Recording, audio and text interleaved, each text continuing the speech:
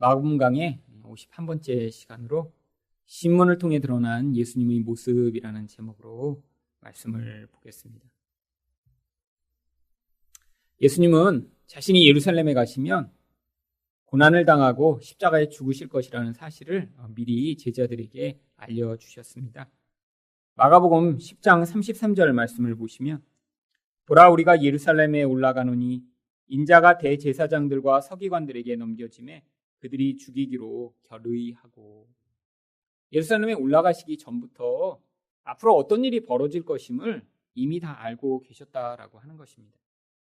사람들이 예수님을 자기 뜻대로 잡고 신문하고 죽인 것이 아니라 하나님의 계획 안에 이 모든 것들이 존재하고 있었음을 보여주고 있는 것입니다. 하나님이 이 모든 상황들을 다 미리 아셨는데 그러면 왜 이 모든 상황들이 벌어지도록 이렇게 허용하신 것일까요? 하나님이 이 모든 것들을 지금 주관하고 계시며 이 모든 과정을 통해 이 예수님이 누구신가를 드러내시고자 한 것입니다. 그렇다면 공유의 신문을 통해 예수님의 어떠한 모습이 드러났나요? 첫 번째로 예수님이 무죄이심이 드러났습니다. 53절 상반절 말씀을 보겠습니다. 그들이 예수를 끌고 대제사장에게로 가니. 여기 나오는 이 대제사장은 가야바라고 하는 인물입니다. AD 18년부터 36년까지 대제사장을 했던 인물인데요. 단순히 대제사장한테만 끌고 간 것이 아니라 53절 하반절을 보시면 대제사장들과 장로들과 서기관들이 다 모이더라. 대제사장들과 온 공회가 그곳에 있었다라고 이야기를 합니다. 여기 왜 대제사장은 한 명이 나오는데 대제사장들이라고 표현하냐면 이 가야바 이전에 안나스라고 하는 이전 대제사장도 여기에 합쳐서 같이 있었기 때문이죠. 그런데 연연하는 이 대제사장과 또 장로들과 서기관들이 모여있는 이 모임을 공회라고 이야기를 합니다. 이 공회는 사내들인 공의회를 의미하는 것입니다.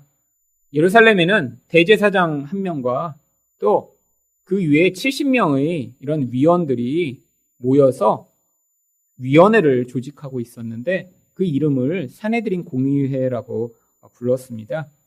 이들은 예루살렘에 있었던 다양한 사건들에 대한 이 종교적인 재판을 하는 종교회의였습니다. 그런데 원래 이 사내들인 공회는 밤에 모이지 않고 낮에 모이게 되었는데 이들이 지금 예수님을 신문하기 위해 이런 불법한 집회를 하고 있음을 이곳에 보여주고 있는 것입니다.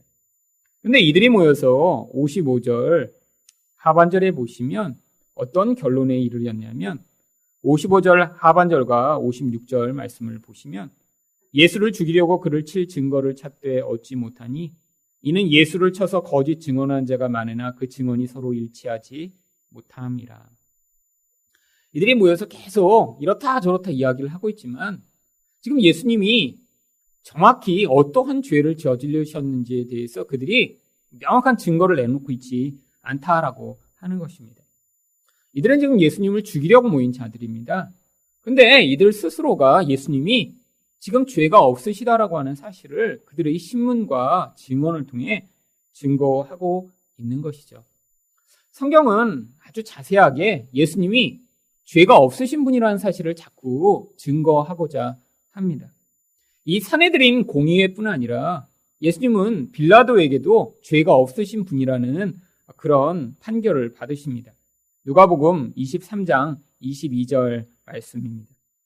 빌라도가 세 번째 말하되 이 사람이 무슨 악한 일을 하였느냐? 나는 그에게서 죽일 죄를 찾지 못하였나니 때려서 놓으리라 하니.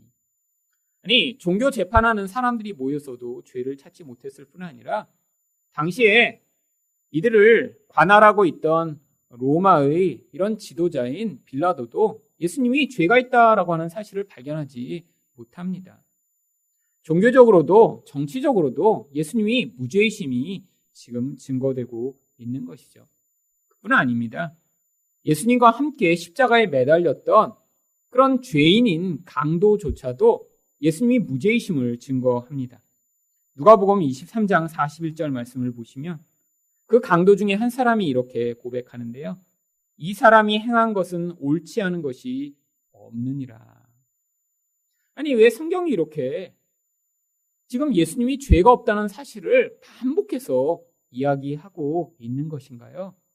이것은 바로 예수님이 죄인들을 구하러 오신 분이심을 보여주기 위한 것입니다. 죄가 없는 분이 바로 그 죄인들을 위해 죄를 대신하여 전가하시고 죽으셔야 바로 죄인들이 살아날 길이 열리는 것이죠. 그래서 베드로전서 3장 18절은 이렇게 이야기합니다. 그리스도께서도 단번에 죄를 위하여 죽으사 의인으로서 불의한 자를 대신하셨으니 이는 우리를 하나님 앞으로 인도하려 하심이라. 우리가 하나님한테 가지 않으면 우리는 살 길이 없습니다. 인간이라는 존재는 원래 하나님과 관계를 맺어서 하나님이 주시는 그 생명을 얻어야 살도록 원래 만들어져 있는 존재예요. 그런데 하나님으로부터 생명을 얻을 수 없는 그런 죄가 인생 가운데 찾아오면서 하나님과의 관계가 끊어진 것입니다. 마치 수돗물이 수도관으로부터 수돗물을 받아야 수도물이 나오는데 그 수도꼭지가 중간에 수도관이 깨져서 더 이상 물이 흘러오지 않는 것 같은 상태가 된 것이죠. 우리는 그래서 생명이 없기 때문에 이 땅에서 이렇게 고통하게 된 것입니다. 돈이 없거나 몸이 약하거나 혹은 내 주변에 이상한 사람들이 있기 때문에 우리가 그렇게 고통하는 것이 아니라 우리 안에 있는 죄가 우리를 이렇게 고통하게 만드는 것이고요. 다른 말로 이야기하면 죄 때문에 하나님의 생명을 받고 있지 못하기 때문에 우리 안에 이렇게 큰 고통이 찾아오고 있는 것입니다. 그래서 예수님이 바로 이 죄인들을 위해 이 땅에 오신 것이세요. 죄인을 위해 그 의로운 분이 대신하여 십자가에 달려 죽으시고 그분이 의를 우리에게 전가하신 것을 우리가 믿을 때 우리가 의롭다라고 하는 칭의를 받게 돼요. 그런 의로운 자만이 누릴 수 있는 하나님과의 관계의 회복이 가능해지는 것입니다. 이제 우리는 우리 현실 안에서는 죄를 짓지만 영적으로는 예수 그리스도로 말미암아 죄 없는 자라고 하는 의인이라는 칭호를 받게 된 것입니다. 그래서 우리가 영적으로 하나님과 관계를 맺을 수 있고요. 그래서 하나님의 복을 받아 누리며 그 하나님의 생명으로 말미암아 이제는 그 죄가 가져오는 그 무서운 결과로부터 자유를 얻을 수 있게 된 것이죠. 여러분, 그런데 이 무죄하신 예수님을 믿기 위해서 반드시 필요한 과정이 있습니다. 여러분, 예수님 그분이 이 무죄하신데 우리가 그 무죄하신 분을 믿기 위해서는 우리가 유죄라고 하는 사실을 인정해야 하는 것입니다. 여러분, 근데 이 죄의 가장 무서운 속성이 무엇인가요? 자기 스스로 죄에 있다라는 사실을 인지하지 못하게 만드는 것입니다. 남의 죄는 아주 쉽게 보여요. 남이 잘못하는 것은 내가 노력하지 않아도 금방금방 발견할 수 있습니다.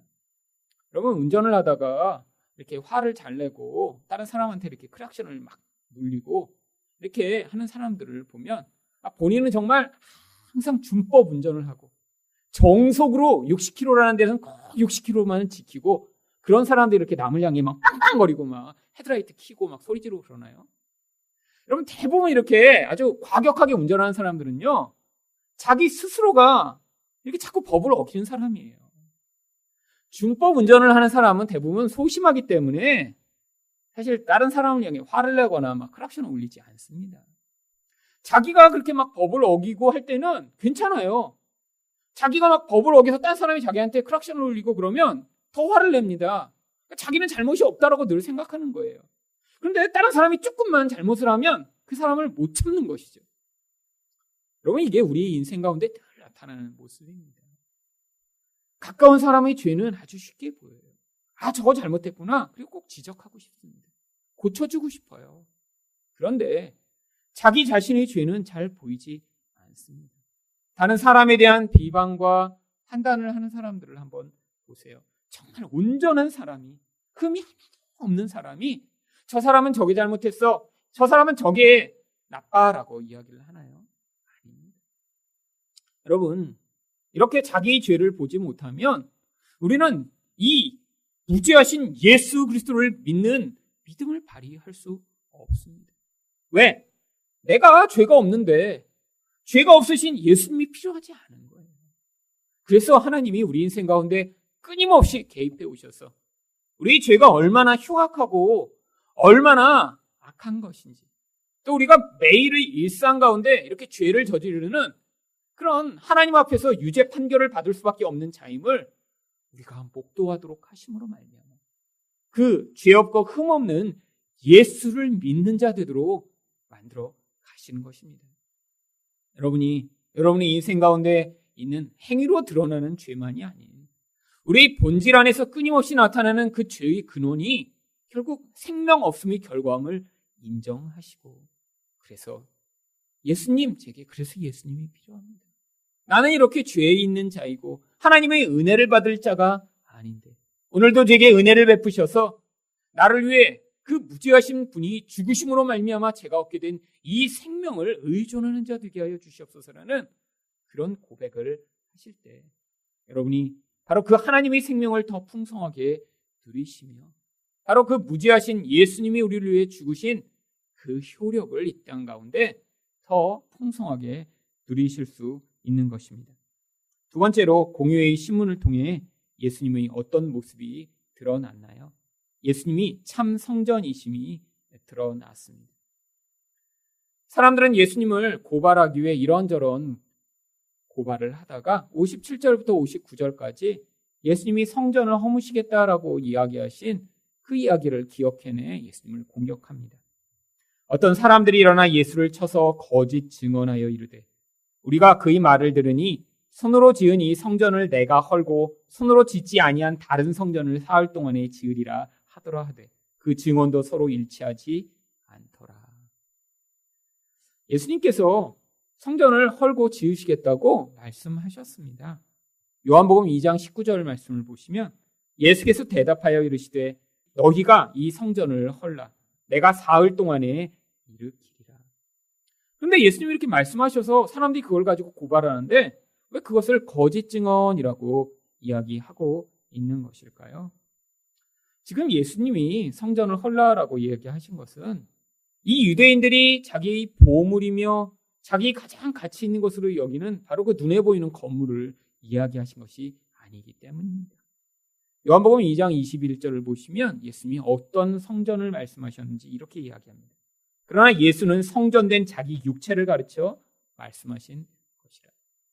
예수님은 바로 내가 성전이다. 이 성전을 헐면 바로 이 성전이 다시 지어질 것이다 라고 말씀하신 것인데 사람들은 그걸 오해해서 야 우리가 이렇게 귀중히 여기는 그 성전을 헐라고? 라고 예수님을 지금 고발하고 있는 것이죠. 그래서 이것을 거짓 증언이라고 성경이 이야기하고 있는 것입니다. 바로 이것을 통해 그런데 우리 예수님이 참 성전이심이 지금 증거되고 있는 것입니다. 성전이라는 게 무엇인가요? 우리가 이렇게 모여서 예배드리는 장소가 성전이 아닙니다. 바로 죄인인 인간이 하나님을 만날 수 있는 통로가 성전인 것이죠. 그런데 하나님이 구약 성경에서 하나님 백성들에게 하나님을 만날 수 있는 성전을 주셨습니다. 왜요? 예수님이 오시기 전까진 인간은 절대로 하나님을 만날 수 없으니까요. 그런데 그 성전이 어떻게 되어버렸나요? 마태복음 21장 13절입니다. 그들에게 이르시되 기록된 바 내 집은 기도하는 집이라 일컬음을 받으리라 하였거늘 너희가 강도의 소굴을 만드는 도다. 강도는 어떠한 존재인가요? 다른 사람을 무력으로 제압하고 그들이 가진 것을 빼앗는 자들입니다. 성전을 강도의 구렬로 만들었다는 것은요, 이렇게 다른 사람이 가진 물질과 시간과 에너지와 모든 좋은 것을 빼앗기 위해 종교 지도자들이 종교라고 하는 이 권력을 가지고 다른 사람을 학대하고 모욕하고 그들이 가진 것을 빼앗고 있는 그 현실을 이야기하는 거예요.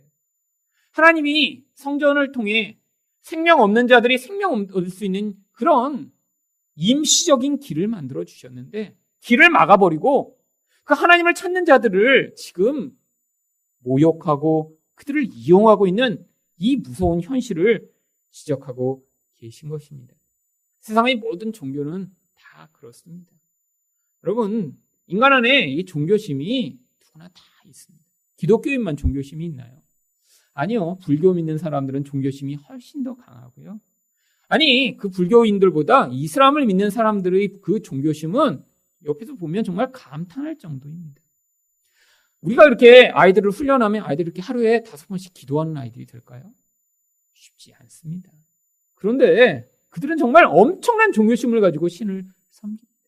아니, 이전에 이렇게 잘 배우지도 못하고 미신을 섬기던 그런 우리 조상들도 아주 엄청난 정성을 가지고 그들이 믿고 있는 신을 섬겼죠. 다 종교심이 있는 것입니다. 그런데 종교가 부흥하는 곳일수록 어떤 일이 벌어지나요? 모두 다 타락하게 됩니다. 누구 때문에 타락하나요? 그렇게 종교를 열심히 추구하는 그런 사람들 때문에 타락하는 게 아니라 그 종교를 통해 힘과 권력과 또한 이익을 얻는다는 것을 발견한 그런 종교 지도자들을 통해서 종교가 타락하는 것입니다.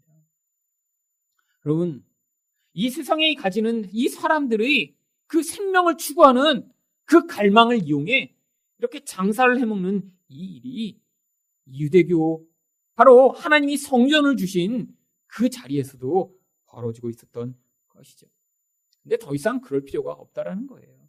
그래서 요한복음 1장 14절에 이렇게 이야기합니다. 말씀이 육신이 되어 우리 가운데 거하시네. 바로 이제는 우리 가운데 그 생명의 길이 되신 예수님이 오셔서 함께 거하신다라고 하는 것이죠. 근데 여기 거하다라고 하는 단어가 바로 구약 성경에서 성막을 이야기할 때 사용하던 동일한 단어입니다. 거하다라고 하는 스케노라고 하는 이 헬라어는 성막을 이야기하는 스케네를 번역한 것입니다. 출애굽기 40장 34절을 보시면 구름이 회막에 덮이고 여호와의 영광이 성막에 충만하니. 성전이 지어지기 전에 이렇게 임시적인 성막을 만들고 그곳에 하나님이 임재하신 거예요. 하나님이 오셨으면 어떻게 할 수 있나요? 여호와의 영광이 그곳에 가득해서 바로 사람들이 하나님이 저곳에 계시구나. 우리가 저곳을 바라고 저곳에 나아가면 그 하나님으로부터 말미암아 생명과 복을 얻을 수 있구나라는 사실을 알도록 그곳에 오신 것입니다. 그런데 이 성막이 무엇으로 바뀌었나요? 열왕기상 8장 11절입니다. 제사장이 그 구름으로 말미암아 능히 서서 섬기지 못하였으니 이는 여호와의 영광이 여호와의 성전에 가득하며. 솔로몬이 성전을 지었더니 거기에 또 하나님이 임재하십니다. 거기에 하나님의 영광이 막 나타나기 시작해요. 그래서 사람들이 와, 이 성전을 통해 우리에게 하나님이 생명과 복이 부어지는구나 라는 것을 알게 하신 것이죠. 그런데 이 모든 것이 무엇이었나요? 다 모형이었습니다. 그래서 요한복음 1장 14절에 아까 우리가 앞부분만 읽었는데 뒷부분에 뭐라고 되어 있습니까? 말씀이 육신이 되어 우리 가운데 거하심에 우리가 그의 영광을 보니 하나님의 독생자의 영광이요. 이제 바로 예수 그리스도를 통해 하나님이 그와 함께 하시고 그를 통해 생명을 주심을 그에게 영광으로 드러내시고 보여주심으로 말미암아 우리가 이제 예수를 믿고 예수를 찾으면 바로 우리가 하나님께 나아가서 그분으로 말미암아 생명을 얻게 됨을 이제 성경이 가르치고 있는 것입니다. 바로 이 예수님이 이렇게 하나님의께로 나아갈 수 있는 길이 되심을 어떻게 증거하셨나요? 예수님이 십자가에서 죽으심으로 말미암아 그 죽으실 때 성전에서 벌어진 사건을 통해 증명하신 것입니다. 마가복음 15장 38절 말씀을 보시면 예수님이 십자가에서 돌아가셨을 때 성전에서 어떠한 일이 있었는지 이렇게 이야기합니다. 이에 성소 휘장이 위로부터 아래까지 찢어져 둘이 되니라. 성소 휘장은 죄인인 인간이 거룩하신 하나님 앞에 나아가지 못하도록 길을 막고 있는 것입니다. 양의 피를 가진 대제사장만 1년에 한 번씩 그 성소 휘장을 열고 속죄소에 들어가 하나님을 만나. 하나님, 이 백성들이 죄를 용서하여 주시고 우리에게 복을 내려 주시옵소서라고 간구하던 그런 인간과 하나님을 가로막고 있던 장벽이었던 것이죠. 근데 예수님이 십자가에서 돌아가셨을 때 어떤 일이 벌어졌나요? 이제 인간과 하나님을 가로막고 있던 그 장벽이 위에서부터 아래까지 찢어짐으로 말미암아 이제는 예수님을 통해 더 이상 아무런 장애가 없이 이 죄인인 인간이 예수를 통해 의인이 되어 하나님께 나아갈 수 있음을 보여주고 있는 것입니다. 그래서 히브리서 4장 15절부터 16절은 무엇이라고 이야기하나요? 우리에게 있는 대제사장은 우리 연약함을 동정하지 못하리가 아니요 모든 일에 우리와 같이 똑같이 시험을 받으신 이로되 죄는 없으시니라. 그러므로 우리는 긍휼하심을 받고 때를 따라 돕는 은혜를 얻기 위하여 은혜의 보좌 앞에 담대히 나아갈 것이니라.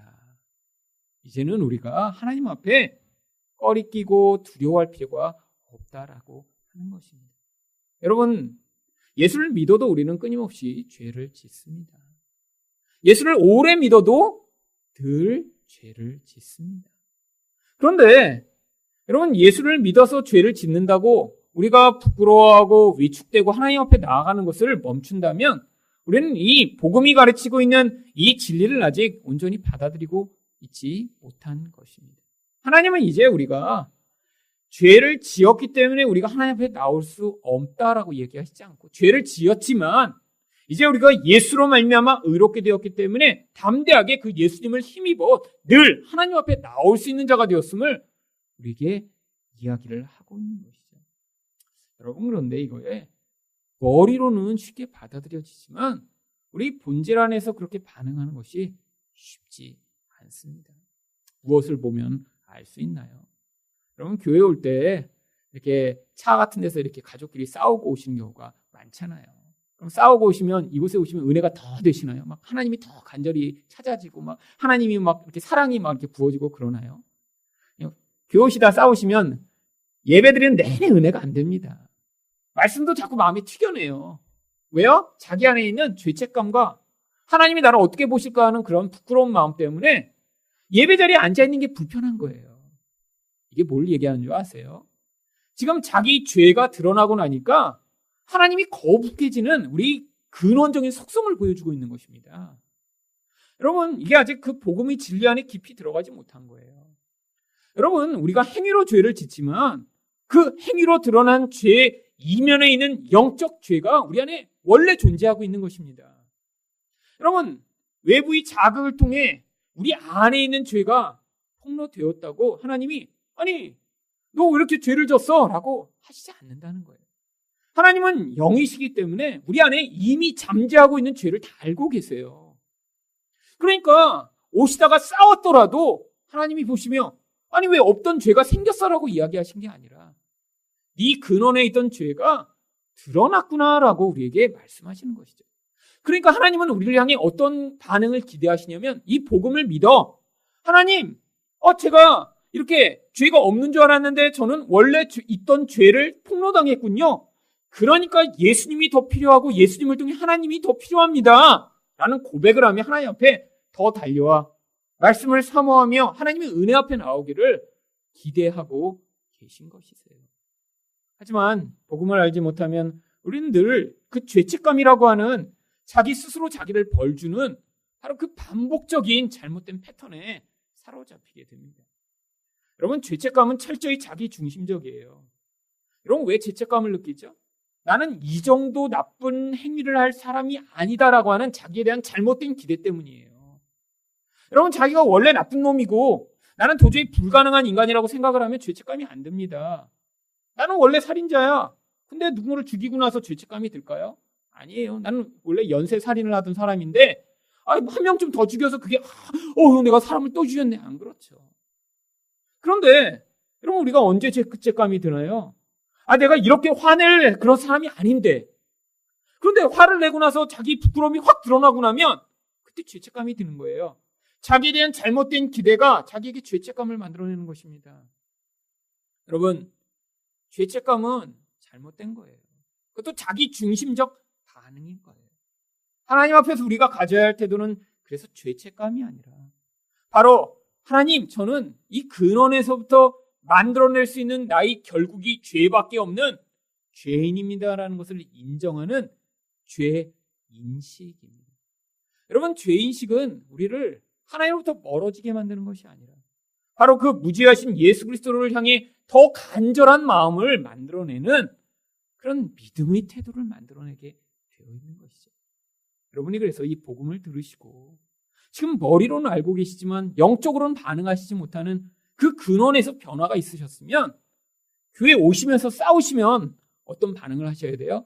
야, 오늘은 내가 이렇게 죄인이라 하나님의 은혜가 더 사모하고 그 은혜가 내게 더 필요하다는 사실을 가르치고 계시구나라고 생각을 하시고 여기에서 하나님 이 죄인을 받아주시고 하나님이 저를 더 오늘도 불쌍히 여기시는 줄을 믿습니다라는 마음으로 이 자리에 와서 앉으시면 되는 것입니다. 여러분이 그렇게 변하고 계시다면 지금 복음을 받아들이고 계신데 아니 내가 이렇게 싸웠는데 어떻게 예배를 드려? 이런 마음으로 여러분 계시다면 지금 여러분은 아직도 복음을 깨닫고 있지 못하신 것이죠. 그래서 성경이 무엇이라고 얘기합니까? 우리를 긍휼히 여기시는 그 대제사장이신 예수를 힘입어 하나님 앞에 담대하게 나오라라고 권고하고 있는 것입니다. 마지막으로 공유의 신문을 통해 예수님의 어떤 모습이 드러났나요? 하나님의 아들이심이 드러났습니다. 60절 말씀입니다. 대제사장이 가운데 일어서서 예수에게 물어 이르되 너는 아무 대답도 없느냐? 이 사람들이 너를 치는 증거가 어떠하냐 하되. 대제사장이 지금 계속 신문하고 있는데 예수님이 61절 상반절 말씀처럼 침묵하고 아무 대답도 아니하시거든. 아니 왜 예수님이 이렇게 묵묵부답이셨을까요? 여러분 지금 대답하기에도 사실 쓸데없는 그러한 거짓 증언과 이런 인신 공격에 예수님이 일일이 답하실 필요가 없었기 때문이죠. 여러분 이것은 그런데 구약에 나온 말씀을 성취하고 계신 것입니다. 이사야 53장 7절 말씀을 보시면 그가 곤욕을 당하여 괴로울 때에도 그의 입을 열지 아니하였으며 마치 도수장으로 끌려가는 어린 양과 털 깎는 자 앞에서 잠잠한 양같이 그의 입을 열지 아니하였도다. 바로 예수님이 이렇게 죄가 없으심에도 불구하고 자기가 죄인인 것처럼 묵묵무답으로 그 모든 것들을 감당하시는 그런 예수님의 모습을 보여주고 있는 것입니다. 저는 이렇게 양을 죽이는 모습을 실제로 본 적은 없는데 양을 죽이는 것을 본 분들이 그러더라고요. 양은 이렇게 주인이 죽이려고 할 때도 반항을 하지 않는다고. 털깎는데도 그렇게 심하게 반항을 하지 않는다고 그래요. 여러분 집에서 이렇게 개만 목욕시키려고 해도 사실은 심하게 반항합니다. 또 이렇게 잘 나중에 길이 들면 가만히 있지만 뭐 하려고 그러면 아주 난리예요. 털 깎는다고요? 그럼 막 깨물고 막 그러죠. 근데 이 양은 그렇지 않은 거예요. 여러분 근데 예수님이 왜 이렇게 묵묵무답이세요? 마치 자기가 죄인인 것처럼 그냥 할 말 없이 계신 모습으로 지금 계신 거예요. 하나님의 뜻에 순종하는 것이죠. 인간이 그에게 지금 더딥히고 있는 네가 유죄야라고 하는 그것에 반응하고 계신 것이 아닙니다. 그런데 대제사장이 또 무엇을 물어보나요? 61절 하반절입니다. 대제사장이 다시 물어 이르되 내가 찬송받을 이의 아들 그리스도냐? 여기 나와 있는 이 찬송받을 이는 구약 성경에서 하나님을 의미하는 것입니다. 찬송받을 이의 아들이니까 바로 하나님의 아들인 메시아를 얘기하는 것이죠. 시편 18편 3절을 보시면 내가 찬송받으실 여호와께 아뢰리니 내 원수에게서 구원을 얻으리로다. 하나님이 이렇게 모든 것의 존경과 찬양을 받으시는 분이시라는 것입니다. 그런데 이제까지 묵묵무답이셨던 예수님이 이때는 답을 하십니다. 62절입니다. 예수께서 이르시되 내가 그니라 인자가 권능자의 우편에 앉은 것과 하늘 구름을 타고 오는 것을 너희가 보리라 하시니. 아니 왜 이제까지 답을 안 하시다가 갑자기 이때는 답을 하신 것일까요? 이제까지는 그냥 계속 신문을 했는데요. 바로 이 질문에서는 예수님에게 네가 하나님의 이름으로 맹세하며 답하라라고 얘기를 했기 때문입니다. 하나님의 이름으로 맹세하라고 했는데 답을 하지 않고 침묵하면 어차피 긍정을 하게 되어 있습니다. 그래서 예수님이 어차피 가만 계시면 그것이 긍정이 되기 때문에 이 기회를 통해 자신이 누구신가를 드러내신 것입니다. 마태복음 26장 63절을 보시면 이때 대제사장이 뭐라고 질문을 했는지 이렇게 나옵니다. 예수께서 침묵하시거늘 대제사장이 이르되 내가 너로 살아계신 하나님께 맹세하게 하노니 내가 하나님 아들 그리스도인지 우리에게 말하라. 여기에서는 근데 예수님이 답을 하시면서 내가 권능자의 우편에 앉은 것과 하늘 구름을 타고 오는 것을 보리라라고 말씀하신 것은 구약에서 메시아가 오셨을 때 어떤 일이 벌어질 것인가를 보여주는 다니엘서 7장 13절을 인용하신 것입니다. 내가 또 밤 환상 중에 보니 인자 같은 이가 하늘 구름을 타고 와서 옛적부터 항상 계신 이에게 나아가 그 앞으로 인도되매. 바로 예수님이 이렇게 하나님의 아들이며 메시아이심이 예수님의 입술을 통해 고백된 것이죠. 그런데 왜 사람들은 예수님이 하나님의 아들이라는 것을 믿지 못했을까요? 구약에 나오는 이 모든 예언이 바로 예수님이 초림하셨을 때 성취되는 것이 아니라 이 땅의 역사가 종결된 마지막 모든 역사의 끝에 이루어지는 것임을 이들은 몰랐기 때문입니다. 그럼 예수님은 이때 오셨을 때 가장 약한 모습으로 오셨어요. 그래서 영적으로 눈이 열린 자만, 그렇게 십자가에 달려 무력하게 죽은 예수 그리스도가 하나님의 아들이심을 고백하게 되는 것입니다. 그래서 성경에서도 예수님이 그렇게 무력하게 죽으셨는데 그 자리에서 예수님이 하나님의 아들이심을 고백한 사람이 나옵니다. 마가복음 15장 39절입니다. 예수를 향하여 섰던 백부장이 그렇게 숨지심을 보고 이르되 이 사람은 진실로 하나님의 아들이었도다 하더라. 성경을 누구보다도 다 알고 열심히 공부하고 그것을 믿었던 자들은 예수가 하나님의 아들이심을 알지 못했습니다. 그런데 이방인이었던 로마의 백부장은 그가 하나님의 아들이심이라고 고백을 합니다. 바로 영적으로 눈이 열린 자만, 그렇게 무력하고 힘이 없이 죽은 그 예수가 우리를 구원할 그런 하나님의 아들이시라는 것을 믿게 된다는 것이죠. 여러분, 그 무력한 예수님이 하나님의 아들이시라는 믿음을 가지고 계신가요? 그렇다면 여러분이 바로 성령으로 말미암아 눈이 열려져 세상 사람은 믿을 수도 없고 받아들일 수 없는 바로 그 놀라운 영적 진리를 깨달으시게 된 것입니다. 바로 지금 예수는 그렇게 자기 정체를 숨기시고 연약한 모습으로 이 땅에 오셨지만 성경이 약속하는 대로 이 역사가 종결되고 이 모든 하나님의 뜻이 이루어지고 나면 그 예수님은 이 약속된 대로 영광스러운 분으로 이 땅에 오셔서 예수님을 믿지 않고 거부하였던 모든 자들을 심판하실 심판주로 반드시 임하실 것입니다. 예수님이 이렇게 나약하고 연약한 모습으로 오셨더니 그를 향해 사람들은 어떻게 반응을 했나요? 63절과 64절입니다.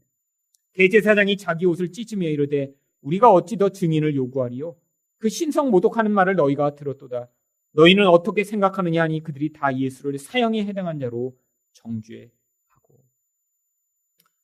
하나님이신 예수님이 자신이 하나님이시라고 이야기했다고 인간들이 창조주인 하나님에게 사형 선고를 내릴 것입니다. 얼마나 무서운 반역인가요? 바로 이게 선악과를 따먹은 모든 인간에게 나타난 예수 그리스도를 하나님으로 인정하지 않는 죄악인 것이죠. 여러분, 우리는 그렇지 않나요? 여러분, 여전히 이 땅을 살아가며 우리가 그 예수가 하나님이 아니시라, 그럼 내가 하나님이 되고 싶어 살아가는 것이 우리의 모습입니다. 여러분, 우리가 왜 분노하고 왜 우리가 마음이 상하는 일들이 자주 일어나나요? 여러분, 아직도 우리 안에서 우리 근원은 내가 하나님이고자 하기 때문에 그렇게 자주 분노하고 자주 마음이 상하고 자주 고통하는 것이죠. 여러분 늘 살면서 우리 안에 나타난 이 하나님 노릇이 바로 그 예수를 십자가에 달아 죽이게 만든 그 원인이라는 사실을 우리는 깨달아야 하는 것입니다. 여러분이 분노하실 때마다 그래서 고백하셔야 돼요. 예수님, 제가 또 이렇게 하나님 노릇하며 예수를 십자가에 못 박고 있네요. 여러분, 바로 그 죄가 이들이 예수를 십자가에 못 박은 죄와 같은 죄인 것이죠. 여러분, 바로 그런 우리를 위해 예수님이 십자가에 달려 죽으신 것입니다. 그랬더니 다른 인간들은 그 하나님을 향해 어떻게 반응했나요? 65절입니다. 어떤 사람은 그에게 침을 뱉으며 그의 얼굴을 가리고 주먹으로 치며 이르되 선지자 노릇을 하라 하고 하인들은 손바닥으로 치더라.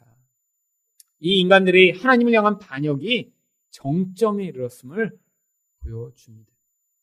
그 하나님이 그런데 이 인간의 모욕과 적대감을 다 받아내시고 십자가에 달리신 이유는 바로 이렇게 성령으로 그 무리들 가운데 일부를 구원하여 그들이 그 은혜를 깨달아 우리 죄가 예수를 십자가에 매달아 죽였음을 인정하고 그 예수의 의를 붙들어 다시 하나님과의 관계가 회복돼 그 은혜에 감사하고 그 은혜를 찬양하는 자들이 될 것이기 때문에 바로 예수님이 이 모욕을 당하시며 십자가에 달려 돌아가신 것입니다.